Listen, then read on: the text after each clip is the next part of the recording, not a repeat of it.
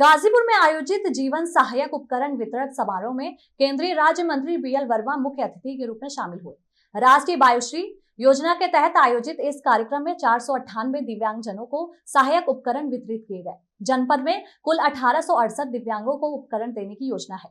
कार्यक्रम के दौरान मंत्री वर्मा ने राहुल गांधी पर तीखा हमला बोलते हुए कहा कि विदेशी धरती पर भारत की आलोचना कर वे 140 करोड़ देशवासियों का अपमान कर रहे हैं। उन्होंने राहुल द्वारा सुनाई गई लंगड़े घोड़े की कहानी को कांग्रेस की वर्तमान स्थिति का प्रतीक बताया। जाति जनगणना पर अखिलेश यादव की टिप्पणी का जवाब देते हुए उन्होंने कहा कि मोदी सरकार ने पिछड़े समाज की मांग को पूरा किया है, जो यूपीए सरकार वर्षों में नहीं कर पाई है। कार्यक्रम में राज्यसभा सांसद डॉक्टर संगीता बलवंत, डीएम अविनाश कुमार समेत कई अधिकारी मौजूद रहे।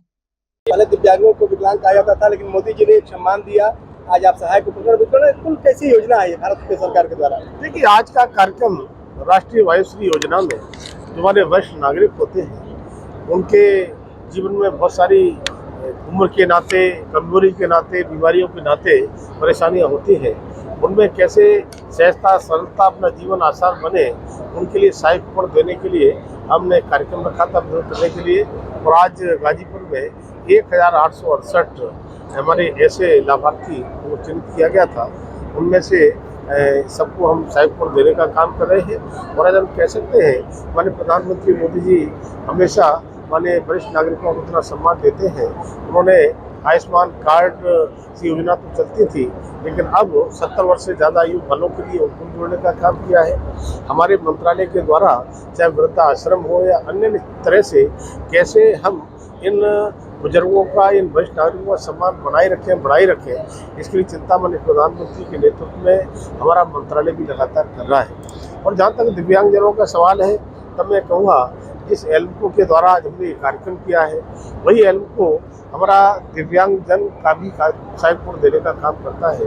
और आज 18,000 से भी ज़्यादा कैंप लगाकर 32 लाख लोगों के लिए हमने सहायक उपकरण देने का काम किया है। जैसे आपने अभी देखा होगा, हमने कानों को सुनने की मशीन से लेकर के, चाहे दिव्यांगों के लिए ट्राईसाइकिल की बात हो, मोटर ट्राईसाइकिल की बात हो, कान की सुनने की मशीन हो या अन्य सहायक उपकरण हो, इस तरह का देने का लगातार काम करते हैं।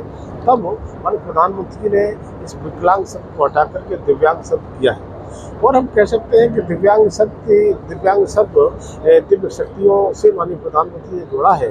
आज उनका जो आरक्षण होता था नौकरियों में, शिक्षा में, उसे भी बढ़ाने का काम किया है।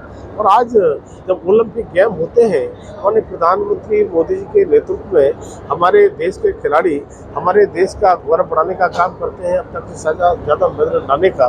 लेकिन उससे भी खुशी तब ज़्यादा होती है जब दिव्यांगों के हमारे पैरा ओलंपिक गेम होते हैं, उसमें उन मेडल की भी संख्या पीछे छूट जाती है, उस रिकॉर्ड को भी तोड़ने का काम करते हैं।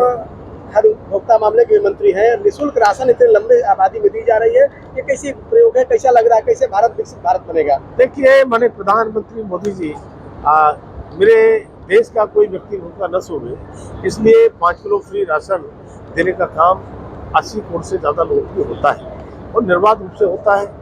ये मेरा सौभाग्य है, वो मंत्रालय में भी मैं काम करता हूँ। और हम कह सकते हैं कि उससे पहले आपने सपा का शासन देखा होगा, उस समय राशन का कोटा किस तरह से राशन बांटता था। लेकिन आज राशन बांटने वाला व्यक्ति कोई गरीब का राशन रोक न पाते, इसकी भी चिंता हम करते हैं। और साथ ही साथ माननीय प्रधानमंत्री जी ने 2047 में मेरा भारत कैसे विकसित और समृद्ध भारत बने, इसकी कल्पना को लेकर वो चले हैं। और आज दुनिया के देश, विकसित देश थे, वो भी सकते में है, शोध करने को विवश है कि भारत इतनी तेजी के साथ में कैसे आगे बढ़ रहा है। तो मैं कह सकता हूँ कि 11 वर्षों में विकास के इतने काम हुए हैं जो कांग्रेस के यूपीए के शासन में 60 सालों में काम नहीं हुए, उससे ज़्यादा विकास के काम हुए हैं। चाहे आप गांव की ग्रामीण सड़कें ले लीजिए, चाहे नेशनल हाईवेज ले लीजिए, चाहे रेलवे को देख लीजिए, पक्के घर गरीबों को देख लीजिए।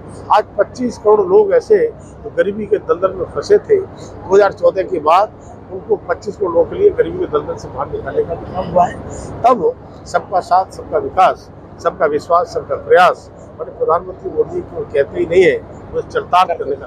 मंत्री जी, इन दिनों राहुल गांधी अपने संगठन के कार्यक्रम में यह कह रहे हैं कि प्रधानमंत्री नरेंद्र मोदी जो है ट्रंप के सामने जो घुटने टेक दिए, यानी अपने को सरेंडर कर दिया।